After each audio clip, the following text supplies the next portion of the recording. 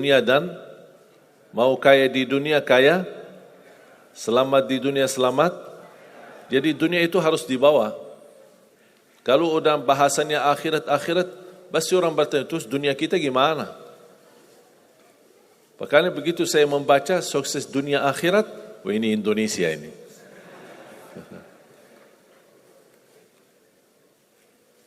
Bahkan hampir setiap ibadah kita pasti yang dikejar dunia. Saya sudah dakwah sebelum di Indonesia, di mana-mana, tapi baru pertama kali pas saya di Indonesia diminta amalan, gimana supaya dapat amalan mudah kerja, dapat amalan mudah urusan, dapat amalan lancar rezeki, dapat amalan. Jadi ujung-ujungnya semua untuk urus dunia. Makanya saya buatkan satu buku, habis saya sudah fahami dan belajari karakter orang Indonesia. Orang Indonesia dah mau yang ribet-ribet, mau yang mudah, yang enak dan masuk surga. Betul? Makanya saya buatkan satu buku, 20 amalan mudah tapi pahalanya sangat menakjubkan. Mudah diingat, mudah dihafal, mudah diamalkan, tapi pahalanya sangat luar biasa. Bapak Ibu jamaah sekalian, kalau benar-benar ingin Anda sukses dunia akhirat, harus kita percaya sepenuhnya takdir. Kuncinya di situ. Percaya sepenuhnya takdir. Takdir itu menjadi salah satu rukun iman. Rukun iman ada berapa? 6. Rukun Islam? 5.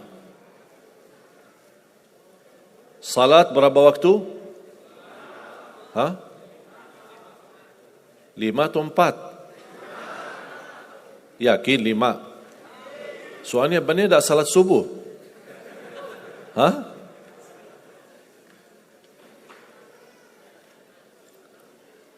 Takdir itu menjadi salah satu rukun iman. Tapi banyak di antara kita yang belum percaya sepenuhnya soal takdir. Dan kita sifat manusia, mohon maaf, suka tidak adil. Contoh, kalau Allah berikan karunia, nikmat, pertama kita lupa bersyukur. Yang kedua, kita tidak pernah berkata sama Allah, ya Allah kenapa aku dapat nikmat ini? Tapi sebaliknya, kalau kita diuji oleh Allah, kita kurang sabar, dan kita bertanya sama Allah, ya Allah kenapa saya diuji? Faham enggak? Kalau kita dapat nikmat, ada enggak orang-orang yang lulus misal ujian, dia berkata, ya Allah kenapa saya lulus ujian? Tak pernah. Tapi kalau dia tidak lulus, dia bilang apa? Ya Allah kenapa saya tidak lulus? Ketika ditimpa musibah, dia selalu merasa nyesal atau merasa sakit hati, tersinggung. Berkata sama Allah, kenapa saya diuji? Padahal saya orang baik. Saya jaga salat, saya berusaha mendekat sama Allah. Tapi saya merasa bertambah berat ujiannya. Tapi sebaliknya, ketika diberikan nikmat, dia tidak pernah menyebutkan, ya Allah kenapa saya mendapatkan nikmat ini? Kayaknya si fulan lebih fantas mendapatkan nikmat. Itu tanda manusia tidak adil. Tidak bersikap adil. Makanya subhanallah, semakin Anda mantap imannya terhadap takdir, semakin hidupmu jadi nikmat. Saya kasih contoh.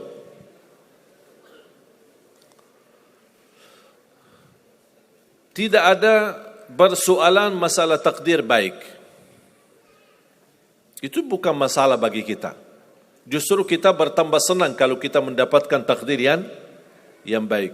Tapi yang menjadi persoalan bermasalah bagi kita adalah takdir buruk.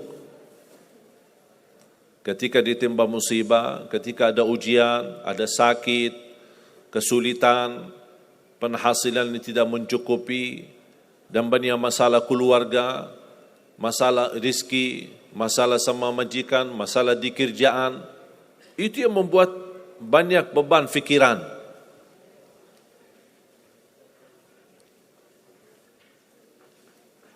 Tapi kita harus tahu, sebenarnya walaupun takdir itu ada baik, ada buruk,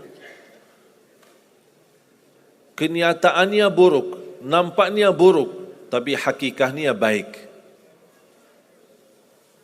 Hakikatnya baik. Tapi kapan kita bisa tahu takdir yang buruk ini bisa menjadi baik bagi kita? Belum tentu sesaat terjadi ujian itu. Bisa jadi belakangan, bahkan bisa menjadi sekian lama baru kita tahu dan sadar ternyata takdir itu baik bagi kita.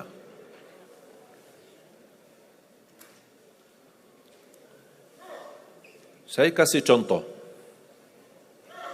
melalui cerita.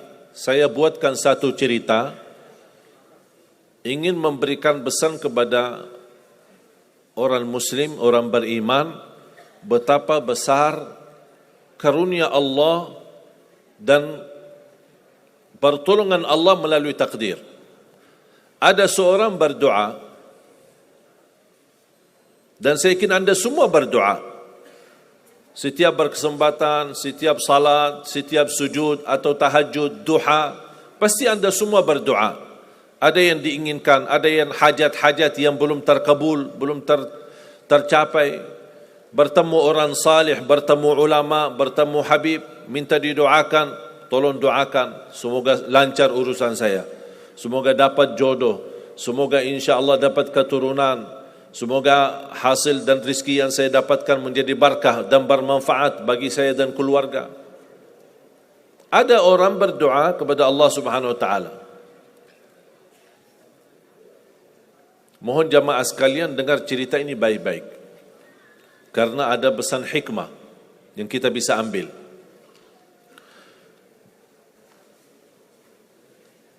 Orang ini berdoa tapi tidak melebihi selain doa meminta jodoh yang salihah, yang cantik, yang kaya. Itu aja doanya, tidak ada yang lain. Setiap salat, ya Allah, jodoh yang salihah, yang cantik, yang kaya. Tahajud, ya Allah, jodoh yang salihah, yang cantik, yang kaya. Doa pas buka puasa, itu aja doa, tidak ada yang lain. Tidak minta ampun, tidak minta rahmat, tidak minta karunia, tidak minta keselamatan. Butuh banget ini jodohnya. Dapat rezeki sedikit, dapat kemudahan berangkat haji. Selama dia berhaji, selama dia tawaf 7 kali, itu aja doanya. Ya Allah, jodoh yang salihah, yang cantik, yang kaya. Safa Marwah sa'i, ya Allah, jodoh yang salihah, yang cantik, yang kaya. Tak ada yang lain.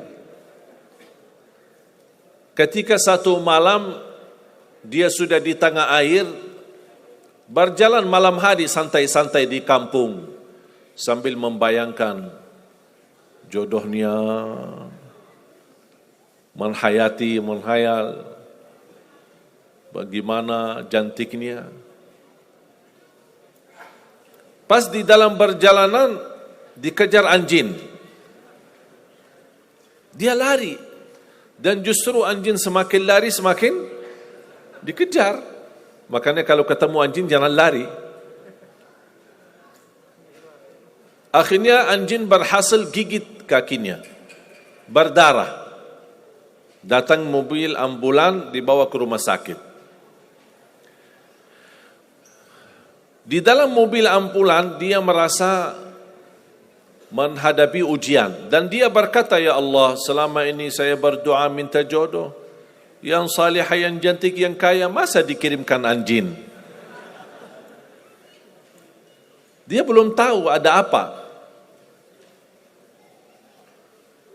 Dan ini yang sering kita lakukan terlalu cepat respon dan berkata yang tidak baik ketika kita diuji oleh Allah, sedangkan kita belum tahu apa yang akan terjadi sesudah itu.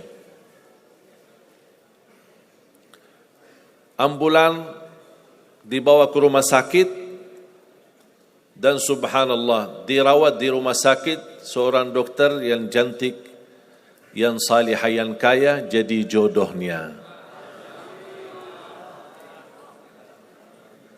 Ada hikmah enggak digigit anjing? Buruk enggak kejadian itu? Buruk, digigit anjing pasti buruk. Tapi ternyata di dalam keburukan Allah menyediakan sesuatu kebahagiaan, sesuatu kebaikan, tapi kita belum tahu. Ternyata Allah sudah kabulkan doanya. Allah sudah kabul. Cuman kadang-kadang proses menabulkan doa itu ada di antara doa kita yang memang prosesnya lewat takdir buruk. Allah sudah kabul. Kata Allah, aku sudah kasih. Tapi tunggu. Seperti ini orang. Doanya terus. Ya Allah, jodoh yang salih, yang cantik, yang kaya. Jodoh yang salih, yang cantik, yang kaya. Allah sudah kabulkan doanya, tapi jodohnya ada di rumah sakit. Berarti harus sakit dulu. Gimana cara sakit dulu? Allah punya bermacam cara, berbagai macam cara. Bisa sakit, tiba-tiba sakit, bisa apa saja alasannya. Di antaranya tentara Allah yang ada di bumi, semua yang bernyawa makhluk Allah, patuh dan taat kepada Allah Subhanahu wa taala. Di antaranya anjing. Allah perintahkan gigit si fulan biar ketemu jodohnya di rumah sakit. Jalanin tugas. Memang kita menyesal ketika terjadi kecelakaan, tapi kita tidak tahu apa hikmah di belakang kecelakaan itu. Dan sering saya bilang sama jamaah, mudah-mudahan Allah kabulkan semua hajat-hajatmu. Walaupun digigit, mau enggak digigit anjing dulu?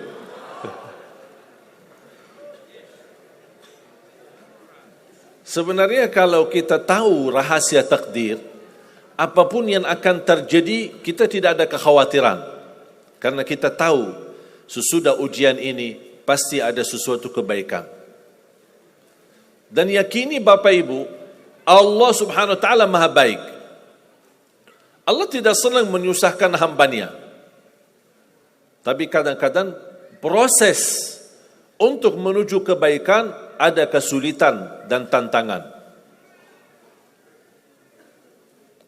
Seperti cerita seorang bapa yang bercita-cita untuk berhaji. Saya bertemu seorang jamaah, usia sudah mungkin 80-an, 80 tahun lebih. Saya pas bertemu diceritakan ini marbot masjid, ahli masjid. Saya berdialog, bertahun-tahun Masya Allah, kerjaannya hanya lap-lap masjid, bersihkan masjid, jaga masjid. Saya berkata sama beliau, Pak, apa yang Bapak inginkan? Tahu enggak jawabannya apa? Saya ingin haji.